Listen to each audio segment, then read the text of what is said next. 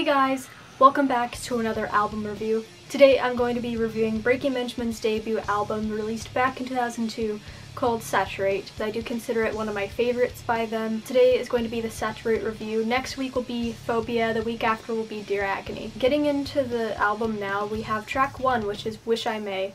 And this has a very good opening scream. It's just a great introduction to the album because it embodies the heavier aspects of this album very well. It kind of foreshadows tracks like Natural Life and Water, you know, even Shallow Bay a little bit. Ben's voice is very raspy. It's higher pitched. He actually kind of sounds like a tenor in this album. He probably is a tenor actually. Like, I don't know, I'm not very good at like determining whether someone's like a baritone or a tenor or whatever. I think nowadays he kind of sounds more like a baritone because he's older, but his voice kind of sounded younger, you know, which is actually great for this album because his voice really fits the upbeat nature of this album. His voice is very strong in this song, the guitars are insanely catchy. Definitely one of the best endings to any Breaking Benjamin song with Ben's screams that end it. Going into track 2, we have Medicate, and this is likely the most upbeat, fun, Nirvana-inspired song I've heard from Breaking Benjamin. And we have 4 power chords that open the song, and so it's pretty straightforward. It's got a pretty unique, quiet verse. It has sort of back and forth feel with the vocals because there's the lower vocals that Ben does, and then there's the vocals that Ben does where he says, "I know you'll cover me," and he has a very interesting effect on his voice. It kind of makes his voice sound lower. The chorus is extremely catchy, easy to sing along to. The lyrics are pretty amusing at some points. It's a very good song to drive to, by the way. It's very fun to just like drive fast to this song. I really enjoy the contrast between the verse and the chorus, and even with a simple song like this, Breaking Benjamin made it unique, you know, and so I'm a really big fan of this song. Track 3 is Polyamorous. This was the first single.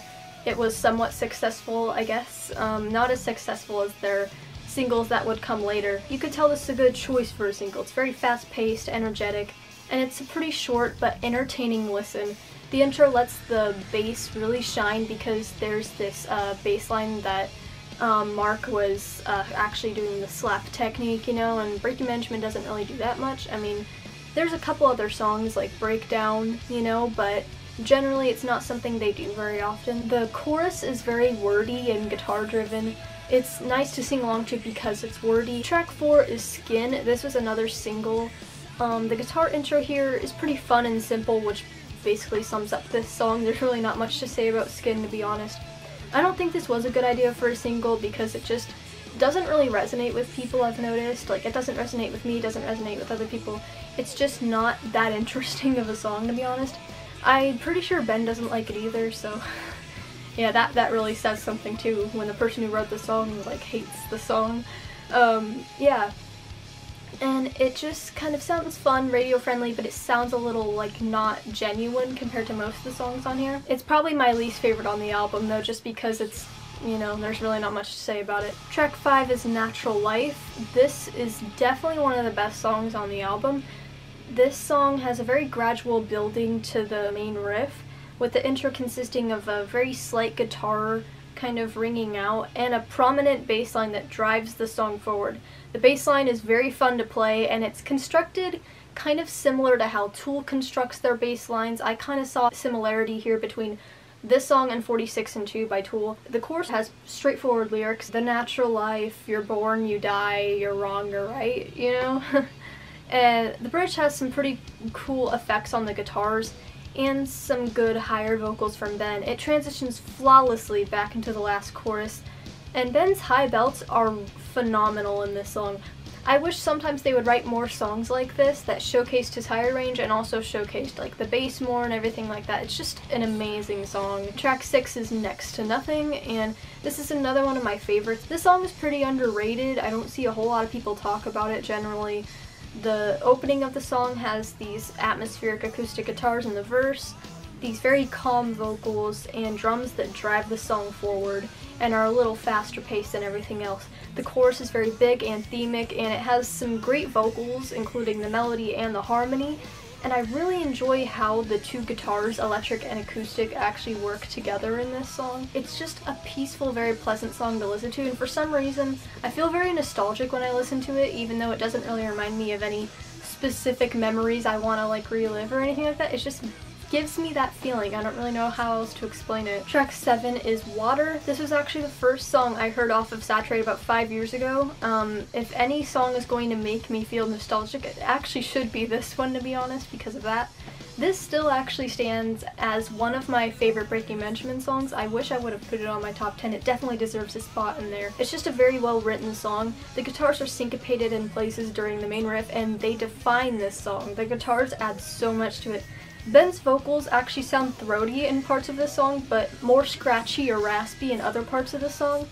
And in the chorus, he utilizes that unique fast vibrato he has, and overall, this song is a great way of just showing off how much of a unique vocalist Benjamin Burnley is. The lyrics here are angry, kind of dramatic, and I mean, I'll shove your head underwater, you know. The chorus, like most of Saturate's choruses, sounds a little bit lighter and happier than the rest of the song, but this chorus actually sounds just as heartfelt, just as energetic as the rest of the song. Now we're moving on to track 8, which is Home.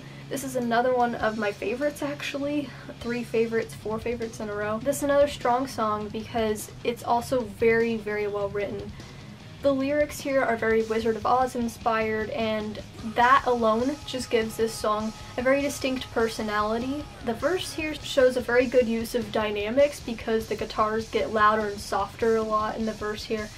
And the use of 2 different choruses in this song. There's one chorus that goes, there's no place like home, and then there's another chorus that says there's a little white porch and you wanted it so.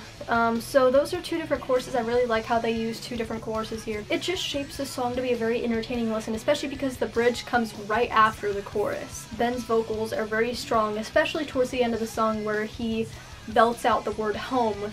It just sounds really great. Track 9 is Phase.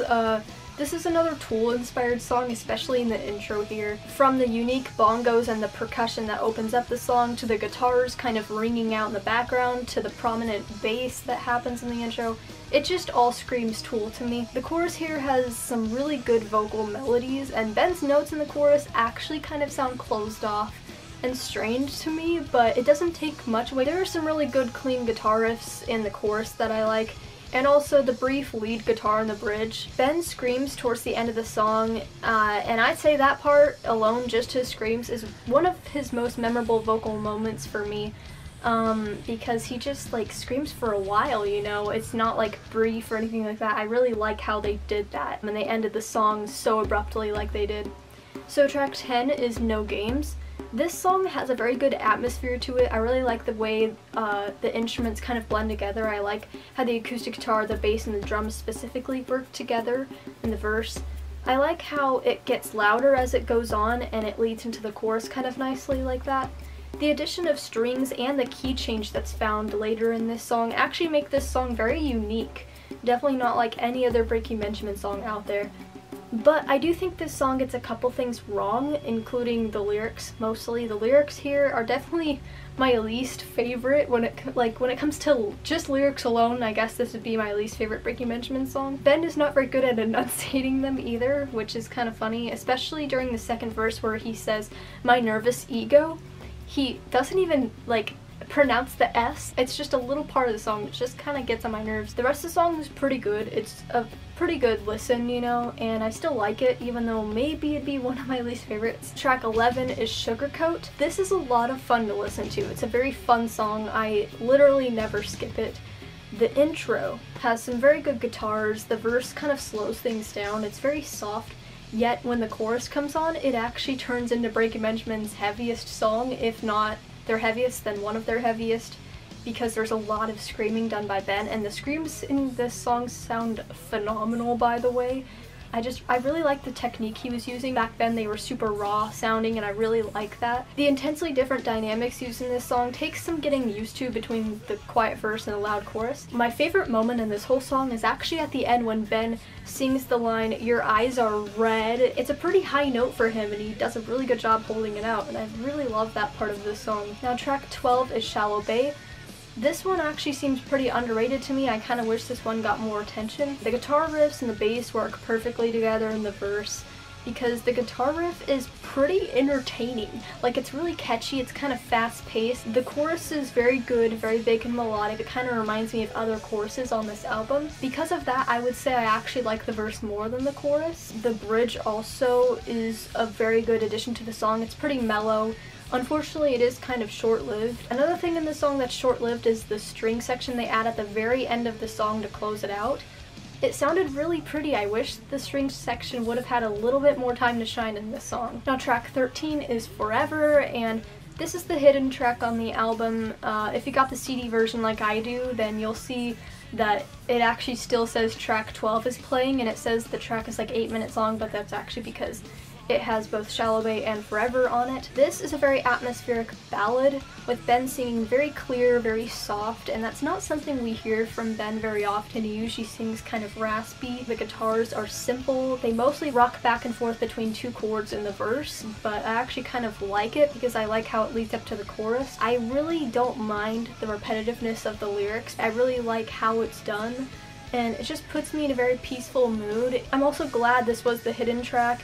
I feel like Shallow Bay would have been a decent closer, but this is a much better closer because it's so mellow. Now overall, these songs have some unique things added into it, like the beautiful acoustic guitars, the entertaining bass lines, Ben's very proficient higher range, and I just wish that this would have appeared on more Breaking Benjamin albums, but that's why I salvaged this album, and that's why I love this album. This album is just very raw, very emotional. You could tell it was a debut album because there isn't as much thought put into production or layering or anything like that like most other Breaking Benjamin albums. I think there are some obvious missteps with songs like Skin. For some reason though, when I look at this subjectively, I end up loving this album more just for the imperfections. But when I look at this more objectively, it's probably not their best album.